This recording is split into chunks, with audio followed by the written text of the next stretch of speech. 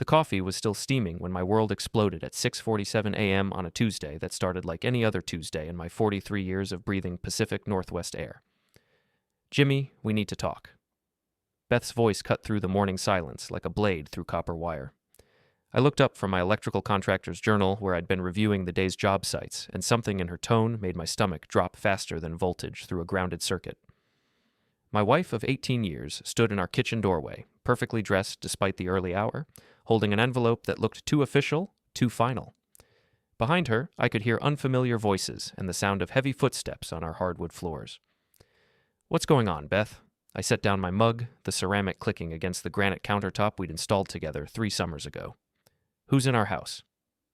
"Movers." She said it like she was discussing the weather. "I'm leaving you, Jimmy. Today." The words hit me like touching a live wire without gloves. 22 years together, 18 married, 2 daughters who were my entire world, and she drops this bombshell over breakfast like she's announcing a grocery run. "Movers?" I stood up, my chair scraping against the tile. "Beth, what the hell are you talking about? Where are Becca and Brianna?" "They're already at the new place, getting settled for school." She extended the envelope toward me with steady hands, steadier than mine would have been. "These are divorce papers. My lawyer says you have 30 days to respond." I stared at the envelope like it might bite me. Through our kitchen window, I could see a moving truck parked in our driveway, its back door yawning open like a mouth ready to swallow our life together. 2 men in coveralls were loading our dining room chairs, the ones Beth had insisted on buying at that overpriced furniture store downtown. "Lawyer?" My voice came out rougher than I intended. "When did you get a lawyer, Beth?" 3 months ago." She set the envelope on the counter between us. "I've fallen out of love, Jimmy. I need something different. Someone different." Someone different. The phrase echoed in my head as I watched strangers carry out the couch where we'd watched movies every Friday night for the past decade. The coffee maker, my coffee maker, the one I'd bought with my first big electrical contract bonus, disappeared into a box marked kitchen. "Where are you going?" I asked, though part of me already suspected. There had been signs, hadn't there? Late nights out with girlfriends. New clothes. A sudden interest in fitness that had her at the gym 4 times a week. The way she'd started keeping her phone face down during dinner. "Does it matter?" Beth smoothed her hair, a gesture I'd once found endearing. Now it looked calculated, rehearsed. "We'll work out custody arrangements through the lawyers. The girls will be fine." The girls. My daughters. Becca, 16 and captain of her soccer team. Brianna, 14 and smarter than both her parents combined. They were already at the new place, she'd said, already getting settled. I grabbed my keys from the hook by the door, the same hook where Beth's keys had hung empty for the past week. I'd noticed but hadn't asked. Stupid, trusting Jimmy. "Where are you going?" Beth called after me. "To work," I lied. "Got jobs to finish." But I didn't drive to Parish Brothers Electrical. Instead, I followed the moving truck through our neighborhood, down the hill toward downtown, my hands gripping the steering wheel like it was the only thing keeping me from drowning. The truck turned into the parking garage of Riverside Heights, the most expensive residential building in the city. I parked across the street and watched the movers unload our life into the elevator. 20 minutes later, I saw them. Saw my daughters carrying boxes, looking confused and upset. Behind them came Beth, directing traffic like a general commanding troops. And then I saw him. Jon Parish, my older brother, my business partner, the golden boy who'd always gotten everything he wanted, including, apparently, my wife. He stood in the garage entrance, hands on his hips, watching the movers with the satisfied expression of a man who'd just won something valuable. When Beth approached him, he put his arm around her waist with the casual familiarity of long practice. I sat in my truck for 30 minutes, watching my family, my former family, settle into their new life with my brother. The brother who'd been my business partner for 15 years. The brother who'd stood as best man at my wedding. The brother who'd been sleeping with my wife for God knows how long. When I finally drove away, I wasn't the same man who'd been drinking coffee and planning electrical jobs 2 hours earlier. That Jimmy Parish had been trusting, maybe naive. He'd believed in loyalty, in family, in the bonds that were supposed to hold people together. This Jimmy Parish was different. This one understood that sometimes when people betray you, the only response is to make sure they regret it. I pulled into the parking lot of Parish Brothers Electrical and sat in my truck, staring at the sign that bore both our names. Jon Parish, President. James Parish, Vice President. Equal partners in the company our father had started, the company that employed 37 people and had contracts worth millions. Had been equal partners. My phone buzzed with a text from Mary, our office manager. Jon called in sick today. Everything okay? I typed back, everything's about to be perfect. Parish Brothers Electrical occupied a converted warehouse on the industrial side of town, all exposed brick and steel beams that gave it character without sacrificing functionality. Dad had bought the building in 1987 for a song, and now it was worth 20 times what he'd paid. Jon and I had expanded it twice, adding the showroom where customers could see our high-end residential work and the training center where we taught apprentice electricians. I'd always been proud of what we'd built together, past tense. Mary looked up when I walked through the front door at 8:30, her silver hair perfectly styled despite the early hour. She'd been with the company for 12 years, ever since Dad's retirement, and she knew everything that happened within these walls. Morning, Jimmy. You look like hell. Feel worse. I poured myself coffee from the pot she always had ready by 8 a.m. Is Jon really sick, or is he just playing house with his new roommate? Mary's eyebrows shot up. She'd always been quick on the uptake. Oh, honey, what happened? My wife left me this morning, for my brother. I took a sip of coffee, grateful for something normal in a morning that had gone completely sideways. Movers, divorce papers, the whole production. She had it planned out like a military operation. That son of a... Mary caught herself, glanced around the office. How long? Good question. Long enough for her to have a lawyer and a new address.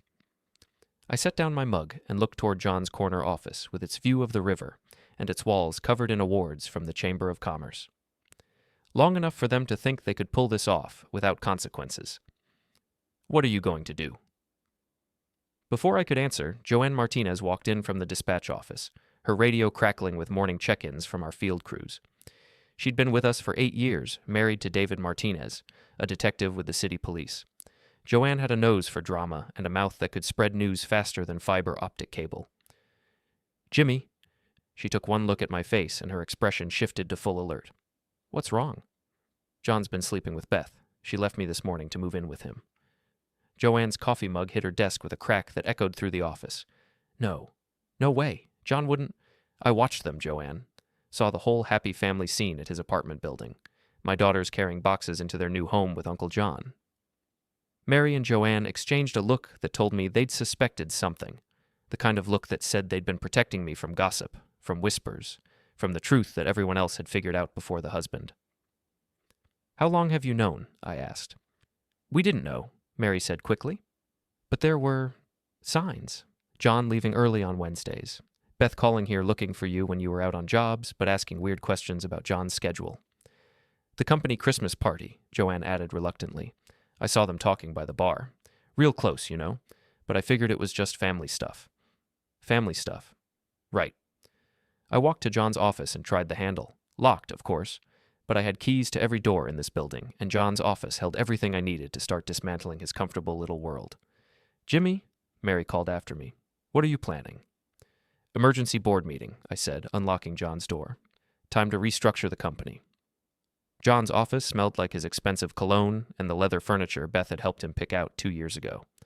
Now I understood why she'd been so interested in his decorating choices. The walls were covered with photos of company events, awards ceremonies, golf tournaments. In half of them, Jon had his arm around Beth, both of them smiling like they shared a secret. They had shared a secret, just not the one I'd thought. I opened Jon's desk drawers, looking for anything that might give me ammunition. What I found was better than I'd hoped. A folder marked personal, containing bank statements, credit card bills, and receipts that painted a clear picture of his affair with my wife. Dinner receipts from restaurants I'd never been to, charged to the company credit card. Hotel receipts from business trips that had never been reported to me. Jewelry store receipts for items I'd never seen Beth wear. My phone rang, Jon's name on the caller ID. Jimmy, we need to talk. No kidding. I sat down in his executive chair, the one he'd insisted on buying despite my objections to the cost. Where would you like to start? With how long you've been screwing my wife, or with how you've been stealing from the company to pay for it? Silence on the other end. Then, it's not what you think. Really? Because what I think is that you've been using company funds to wine and dine my wife while lying to my face for months. What I think is that you're a cheating, stealing piece of garbage who's about to learn what happens when you betray family. Jimmy, calm down. We can work this out. You're right. We can work it out. Here's how. You're going to sell me your half of the company. You're going to pay back every dime you stole. and then you're going to disappear from my life, permanently. I'm not selling you anything. This company is half mine. Was half yours. But theft is grounds for dissolution of partnership, Jon. Check the papers Dad made us sign. I've got receipts proving you've been stealing, and I've got 37 employees who are going to be very interested to learn why their Christmas bonuses were smaller last year. I hung up and called our mother.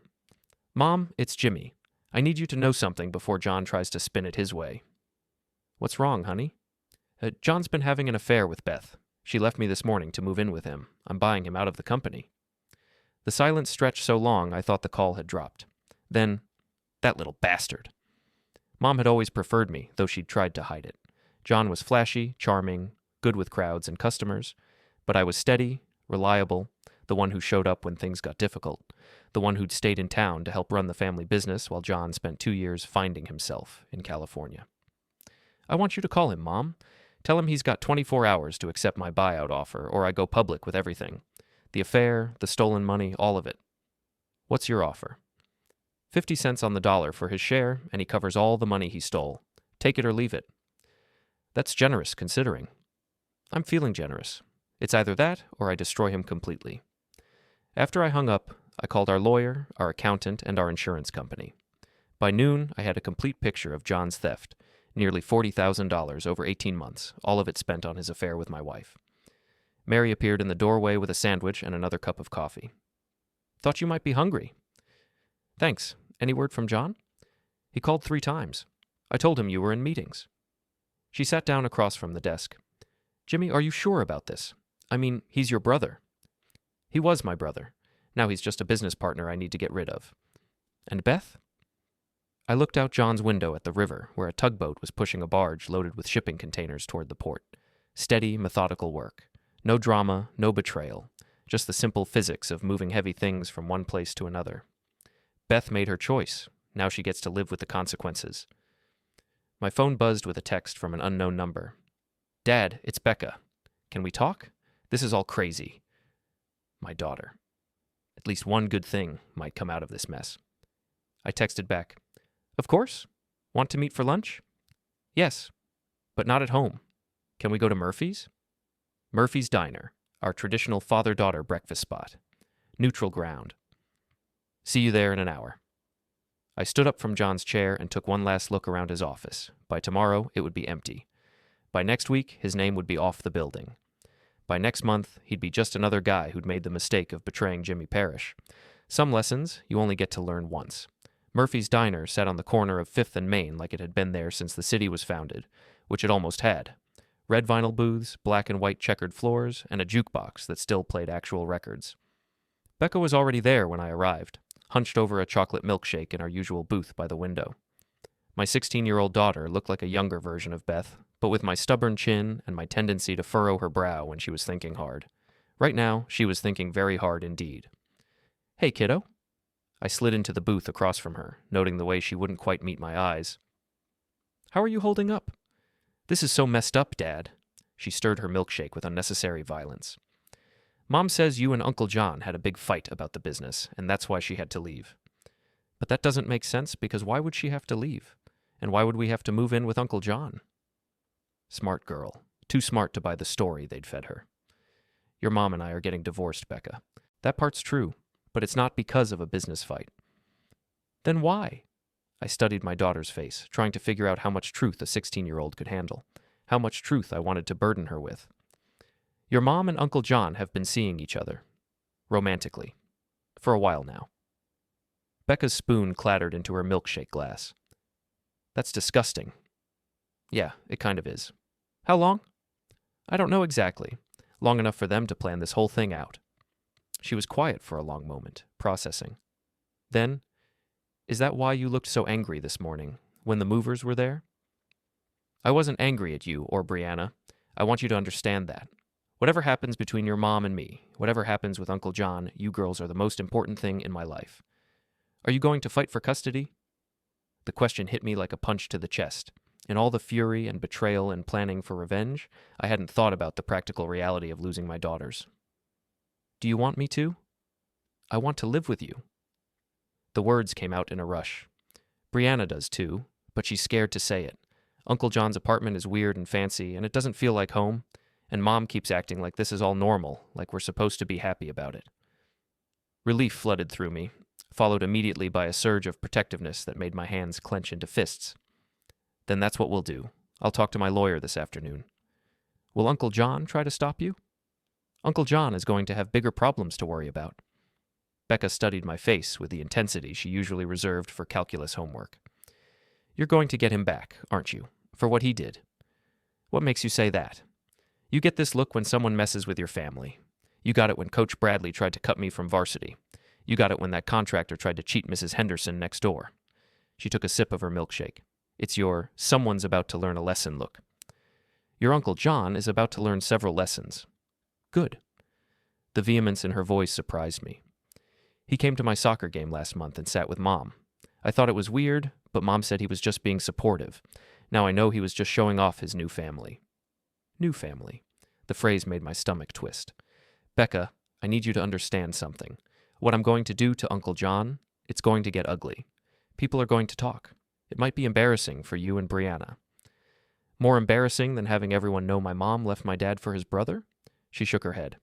I don't think that's possible. We ordered lunch. Burgers and fries, comfort food for an uncomfortable day. While we waited, Becca filled me in on the morning's drama at John's apartment. Mom kept trying to act like it was exciting, like we were starting some big adventure, but Brianna just sat in the corner crying, and Uncle John kept disappearing to take phone calls. She picked at her napkin. I heard him talking to someone about lawyers and partnerships. He sounded worried. He should be worried. Dad? Becca's voice got smaller. Are you going to be okay? I mean, losing Mom and the business and everything? I'm not losing the business, and I'm not losing you and Brianna. I reached across the table and squeezed her hand. Your mom made her choice. Now, I get to make mine. After lunch, I drove Becca back to John's building, watching her disappear into the elevator with a wave that looked braver than she felt. Then I sat in my truck and called my lawyer. Richard, it's Jimmy Parish. I need to file for emergency custody of my daughters, and I need to dissolve a business partnership. How fast can you move? How fast do you need me to move? Yesterday. What's the situation? I gave him the condensed version. The affair, the theft, the divorce papers served with a side of betrayal. Richard had been our family lawyer for 10 years, had handled the partnership agreements when John and I expanded the business. He knew all the players. Jesus, Jimmy, I'm sorry. Don't be sorry. Be fast. I want John out of my business and out of my daughters' lives before he can do any more damage. I can file the custody motion this afternoon. The partnership dissolution will take longer, but if you can prove theft, I can prove it. $40,000 in company funds, all of it spent on his affair with my wife. That should do it. Jimmy, you know this is going to get nasty, right? John's not going to just roll over. I'm counting on it. I hung up and drove back to the office, where Mary was waiting with a stack of messages and a concerned expression. John's been calling every 15 minutes. His lawyer called twice, and your mother called to say she talked to John and he's being unreasonable. Define unreasonable. He says he's not selling, he's not admitting to any theft, and he's going to fight you for control of the company. I looked around the office, at the walls covered with photos of jobs we'd completed, awards we'd won, employees we'd trained. 15 years of building something together, destroyed by his greed and my wife's betrayal. Mary, I want you to call an all-hands meeting for tomorrow morning. Every employee, every supervisor, everyone. What are you going to tell them? The truth. About the theft, about the affair, about why Jon Parish is no longer welcome in this building. Jimmy, he wants a fight? He's got one. But he's going to fight it alone, broke, and with everyone in this town knowing exactly what kind of man he really is. I walked into John's office and started packing up his personal items, photos, awards, the expensive pens that Beth had given him for his birthday. Everything went into boxes that I stacked by the door. By 5 o'clock, John's office looked like what it was about to become, empty space, waiting for someone better to fill it. My phone rang. John again. What did you do? His voice was tight with panic. Cleaned out your office.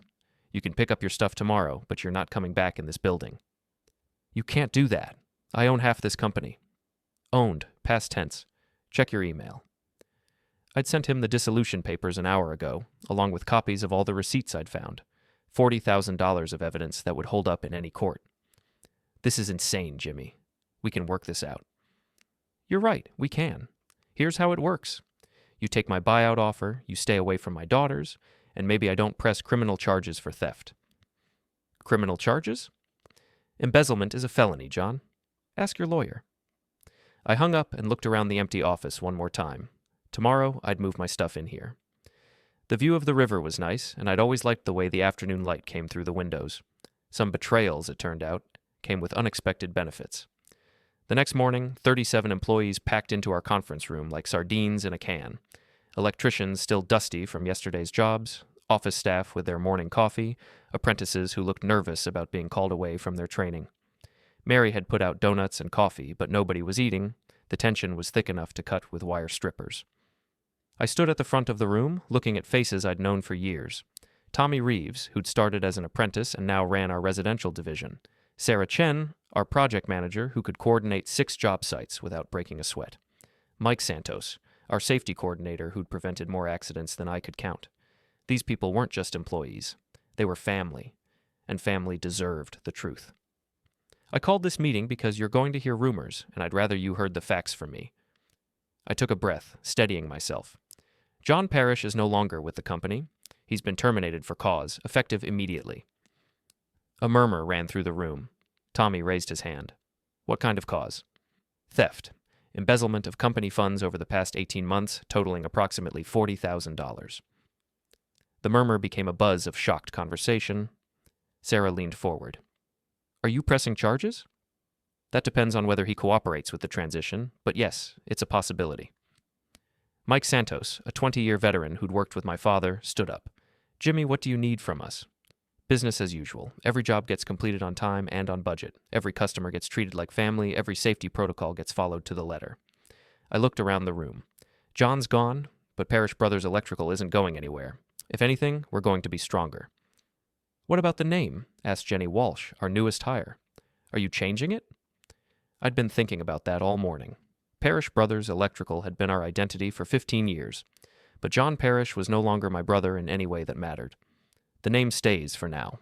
But make no mistake, this is my company now, my decisions, my vision, my responsibility. Tommy raised his hand again. Is it true about him and Beth? The room went dead quiet. Apparently the gossip network had been working overtime. Yes, my wife left me to move in with Jon. They've been having an affair for over a year. The silence stretched until Sarah broke it. That's messed up, boss. I'm sorry. A chorus of agreement followed. These people had been to company barbecues at my house, had watched my daughters grow up, had celebrated holidays and milestones with both families. Jon's betrayal wasn't just personal. It was an attack on the extended family we'd all built together. Here's what's going to happen, I continued. Jon will try to contact some of you. He might try to convince you to leave with him, start a competing business. That's his right. But I want you to know that anyone who stays with Parish Brothers is going to be rewarded for their loyalty. What kind of rewards? Asked Danny Morrison, one of our senior electricians. Profit sharing, health insurance improvements, and a Christmas bonus this year that actually reflects the company's success instead of being siphoned off to pay for someone's affair. That got a laugh, and some of the tension in the room eased. I spent another 20 minutes answering questions, reassuring people about job security, and outlining my plans for the company's future. By the time the meeting ended, I could see the shift in their attitudes. They weren't just employees anymore, they were part of something that belonged to them as much as it belonged to me. After everyone filed out, Mary lingered behind. That went well, she said. But you know Jon's going to try to poach people, right? Let him try. Most of these people have been with us for years. They know which parish brother actually cares about them. What if he starts his own company? With what money? He's got no capital, no equipment, no established relationships with suppliers or customers. I started stacking chairs. And after word gets out about why he was fired, good luck finding anyone willing to work with him. Mary helped me finish cleaning up the conference room. Jimmy, can I ask you something personal? Shoot. Are you doing okay? I mean, really okay? Because you seem almost happy about all this. I thought about her question. Was I happy? My wife had left me for my brother. My business partnership was destroyed. My daughters were living with the man who'd betrayed me. By any reasonable measure, my life was a disaster, but I felt more energized than I had in months, more focused, more like myself. You know what, Mary? I think I am happy. For the first time in a long time, I know exactly where I stand with everyone in my life. No more wondering if Beth really loves me. No more trusting Jon to have my back. No more pretending everything's fine when it's not. That's a healthy way to look at it. Besides, I added, I'm just getting started. My phone buzzed with a text from Richard, my lawyer. Emergency custody hearing scheduled for Friday. Jon's fighting it. Also, he's hired Marcus Webb. Marcus Webb, the most expensive divorce attorney in the city, known for his scorched earth tactics and his willingness to destroy anyone who got in his client's way. Jon was escalating. Perfect. I texted back. Good. I want everyone to see what kind of man he really is. Then I called Joanne into my office. I need a favor. Can you ask David to run a background check on Jon? Quietly. Joanne's husband David was a detective with the city police, and while he couldn't officially investigate without cause, he had access to databases that might reveal interesting information about my brother's recent activities. What are you looking for? I don't know yet, but men who steal from their own family usually have other secrets. I'll ask him tonight. After Joanne left, I sat in my new office, Jon's former office, and looked out at the river. A tugboat was pushing another barge downstream, steady and methodical. The same tugboat I'd watched yesterday, or maybe a different one. It didn't matter. The work continued regardless of the drama in individual lives. My phone rang. Beth. Jimmy, we need to talk about the girls. Talk to my lawyer. Don't be like this. They're confused and upset, and you're making it worse by turning this into some kind of war.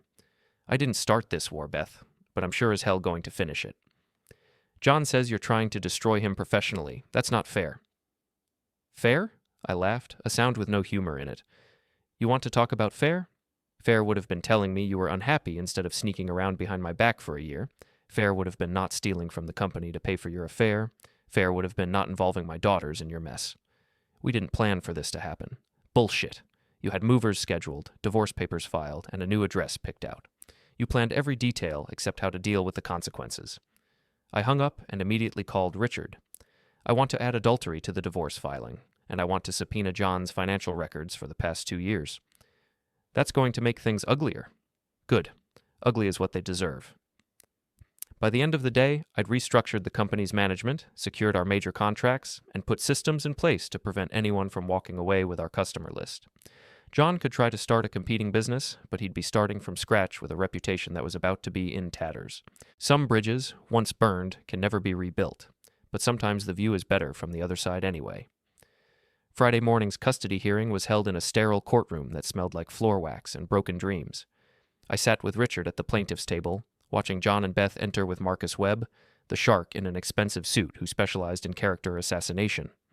Judge Patricia Morrison, a no-nonsense woman in her 60s, reviewed the files with the expression of someone who'd seen every variation of human stupidity. She looked up at the assembled lawyers and parties with the weary patience of a referee at a particularly ugly boxing match. This is a motion for emergency custody, she began. Mr. Parish, you're seeking full custody of your minor daughters based on claims of parental alienation and an unstable living environment.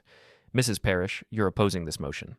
Mr. Webb, I assume you're representing both defendants? Your Honor, I'm representing Jon Parish in his capacity as the children's uncle and current guardian. Mrs. Parish has separate counsel. Guardian. The word hit me like a slap. Jon was claiming legal guardianship of my daughters. Richard leaned over to whisper, We didn't know about this. It's a surprise move. Judge Morrison frowned. Mr. Webb, when was this guardianship established? 3 days ago, Your Honor. Mr. Jon Parish petitioned for emergency guardianship based on concerns about Mr. James Parish's mental state and threats of violence. Threats of violence? The judge looked at me with new interest. Mr. Richard, how does your client respond to these allegations? Richard stood. Your Honor, these are desperate fabrications by a man caught stealing from his own company and sleeping with his brother's wife. We have documentation of Mr. Jon Parish's embezzlement, and we're prepared to present evidence of his affair with Mrs. Parish dating back over 18 months. The courtroom erupted in whispers. I caught sight of Becca and Brianna in the gallery, both looking confused and frightened. Becca caught my eye and mouthed, We want to come home. Judge Morrison banged her gavel. Order. Mr. Webb, do you have evidence of these alleged threats? Webb stood and presented a folder to the court. Audio recordings, Your Honor. Mr. James Parish threatening to destroy my client, to make him pay, and to ensure he regrets betraying family. My phone calls. The bastard had been recording our conversations. Your Honor, Richard interjected, Those statements were made in the context of legitimate business disputes and divorce proceedings. Mr. James Parish has every right to seek legal remedies for his brother's theft and adultery. Nevertheless, Webb continued, my client fears for his safety and for the safety of the children. Mr. James Parish has exhibited unstable behavior, including breaking into his brother's office. His own office, Richard corrected, in his own building, which he owns? Judge Morrison held up a hand. Gentlemen, let's hear from the children. Bailiff, please bring in the girls for in-camera interviews. The next hour was agony. While the judge interviewed my daughters privately, I sat in the hallway watching Jon pace like a caged animal. Beth sat rigidly beside Webb, her perfect composure cracking around the edges. Finally, the bailiff called us back in. Judge Morrison looked grim. Based on my interviews with the children and the evidence presented, I'm making the following orders. First, the emergency guardianship petition is denied. Mr. Jon Parish has no legal standing as guardian. Second, temporary custody is awarded to Mr. James Parish, with supervised visitation for Mrs. Parish pending resolution of the divorce proceedings. Relief flooded through me, followed immediately by rage at what Jon had tried to do. He'd attempted to steal my daughters the same way he'd tried to steal my company. Furthermore, the judge continued, I'm ordering a full investigation into the financial irregularities alleged in this case. If criminal charges are warranted, this court will refer the matter to the district attorney. As we filed out of the courtroom, Jon grabbed my arm. This isn't over. I looked down at his hand on my arm, then back at his face. You're right. It's not. That afternoon, I picked up my daughters from Jon's apartment. They had their bags packed and waiting by the door like prisoners ready for release. Brianna hugged me so tightly I could barely breathe. I missed you, Dad. I missed you too, baby girl. As we loaded their belongings into my truck, Jon appeared in the parking garage. He looked haggard, desperate, nothing like the confident golden boy who charmed customers and won awards. Becca, Brianna, you don't have to do this.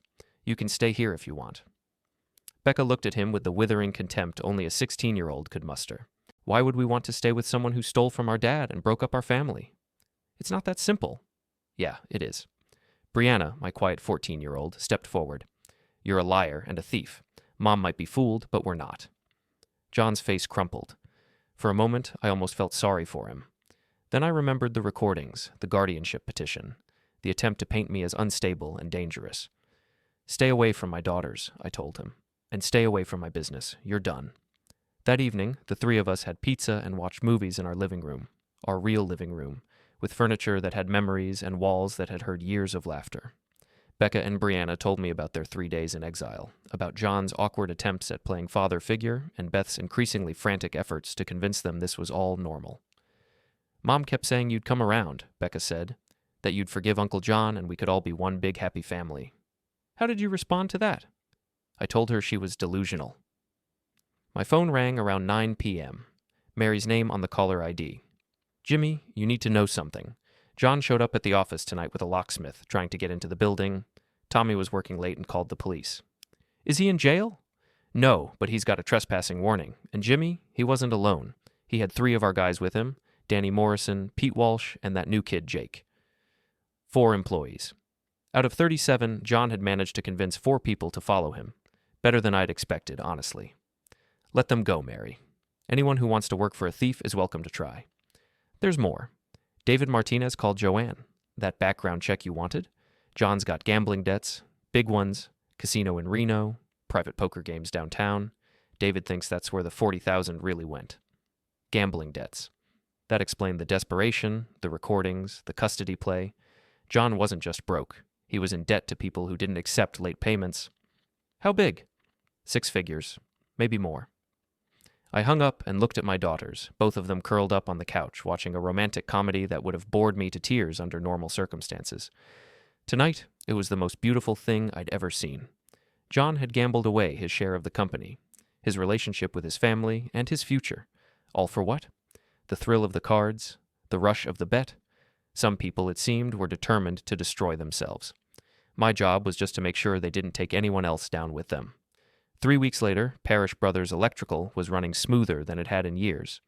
The 4 employees who'd left with Jon had been replaced by eager apprentices who actually showed up on time and didn't spend company money on personal entertainment. Our contracts were secure, our customers were happy, and our profit margins had improved dramatically without Jon's business expenses. But I wasn't satisfied. Jon was still out there, still trying to start a competing business, still spreading lies about why he'd been fired. Beth was still living in his apartment, still telling anyone who'd listen that I was the villain in this story. It was time to end it. The opportunity came in the form of an invitation to the annual Chamber of Commerce Gala, a black tie affair where the city's business elite gathered to pat themselves on the back and network over overpriced wine. Parish Brothers had been a sponsor for 5 years running, and Jon had always been our representative. Charming, handsome, perfectly suited for schmoozing with potential clients. This year, I was going alone. The gala was held at the Riverside Hotel, the same building where Jon and Beth had spent several romantic evenings on the company credit card. I arrived fashionably late, wearing my best suit and carrying a briefcase that contained everything I needed for Jon's final humiliation. The ballroom was packed with familiar faces, contractors, suppliers, city officials, and business owners who'd known the Parish family for decades. Jon was there, of course, working the room with desperate intensity, trying to drum up support for his new venture. Beth stood beside him in a dress that probably cost more than most people's monthly salary, playing the role of supportive partner. They made a handsome couple, I had to admit. Too bad it was all built on lies and stolen money. I made my way through the crowd, shaking hands and accepting condolences about my difficult situation. Everyone knew about the divorce and the business split, but most people had only heard Jon's version of events. Time to correct the record. The evening's program included a presentation of awards for business excellence, community service, and innovation. Parish Brothers Electrical was nominated in 2 categories, which meant I'd have a chance to address the room from the podium. When my name was called for the Innovation Award, I walked to the front of the room with my briefcase, accepting the crystal trophy with appropriate humility. Then I turned to face the crowd. Thank you for this honor. Parish Brothers Electrical has always been committed to innovation, integrity, and service to our community. I paused, letting my eyes find Jon in the crowd. He was watching me with growing alarm, probably sensing what was coming. Unfortunately, not everyone in our organization has lived up to those values. 3 weeks ago, I discovered that my business partner, my own brother, had been embezzling company funds to support a gambling addiction and an extramarital affair. The room went dead silent. You could have heard a pin drop on the marble floor. I have documentation proving that Jon Parish stole over $40,000 from our company, money that belonged to our employees, our customers, and our community. Money that was supposed to fund safety equipment, training programs, and the Christmas bonuses that our hardworking staff deserved. I opened my briefcase and pulled out copies of the receipts, bank statements, and casino records that David Martinez had helped me compile. I'm distributing this evidence to anyone who wants to see it, because when someone steals from their own family, from their own community, that's not a private matter, it's a public betrayal of trust. The crowd erupted in shocked murmurs. I saw Jon pushing through the crowd toward the exit, his face white with panic. Beth followed, her perfect composure finally cracking completely. Jon Parish is no longer associated with Parish Brothers Electrical, I continued. Anyone who does business with him should be aware that he's a proven thief and liar who will say anything to avoid taking responsibility for his actions. I stepped down from the podium as the room exploded in conversation. People crowded around me, asking questions, expressing sympathy, and examining the evidence I'd brought. Several contractors made a point of shaking my hand and assuring me that they'd never work with Jon. By the time I made it to the parking garage, Jon was waiting by my truck. He looked like a broken man, shoulders slumped, face haggard, the golden boy facade finally stripped away completely. "You destroyed me," he said. "No, Jon. You destroyed yourself. I just made sure everyone knew about it." Those people were my friends, my clients. Were they? Because real friends don't abandon you the moment they learn the truth about who you really are. He leaned against my truck, suddenly looking older than his 48 years. What am I supposed to do now? I've got debts, no income, no prospects. Beth's talking about leaving. You should have thought about that before you decided to steal from me and sleep with my wife. She was never really yours, Jimmy. She told me she'd been unhappy for years. I looked at this man who'd shared a childhood with me, who'd been my business partner and best man and brother, and felt nothing but contempt. Maybe she was unhappy, but that doesn't excuse what you did, and it sure as hell doesn't excuse trying to steal my daughters. I was trying to protect them. From what? From their father who loved them? From the stable home you helped destroy? I shook my head.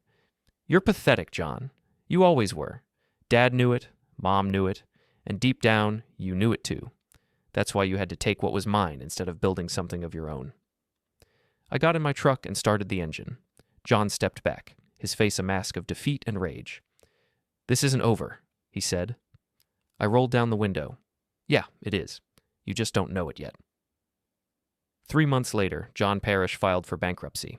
His gambling debts had caught up with him, and without the steady income from Parish Brothers, he couldn't keep up with the payments. Beth left him 2 weeks after that, taking what little remained of his assets in their own messy breakup. I heard through the gossip network that Jon had moved to Seattle, where he was working as a journeyman electrician for someone else's company. No more corner office, no more company car, no more golden boy reputation. Just a middle-aged man with a ruined credit rating and a history of betrayal that followed him wherever he went.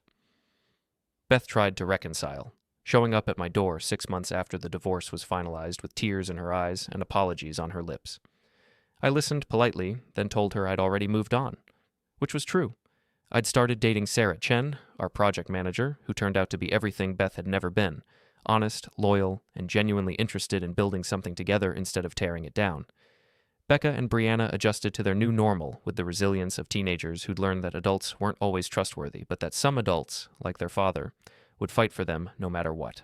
They visited Beth occasionally, but they lived with me, in the house that had always been their real home. Parish Brothers Electrical thrived. Without Jon's gambling debts and expensive tastes draining our resources, we expanded into commercial work, hired more apprentices, and became one of the most respected contractors in the region. I kept the name, partly out of respect for our father's legacy and partly as a reminder that some betrayals have permanent consequences. On the first anniversary of Beth's departure, I sat in my office, the corner office with the river view, and watched the tugboats push their barges downstream. Steady, methodical work that got done regardless of the drama in individual lives. My phone buzzed with a text from Becca. "Dad, got into state on early admission. Thanks for everything." I smiled and typed back, "Proud of you, kiddo. You earned it." Some stories end with forgiveness and reconciliation. Others end with justice and consequences. Mine ended with the satisfaction of knowing that when people betrayed my trust, they learned exactly what that cost them.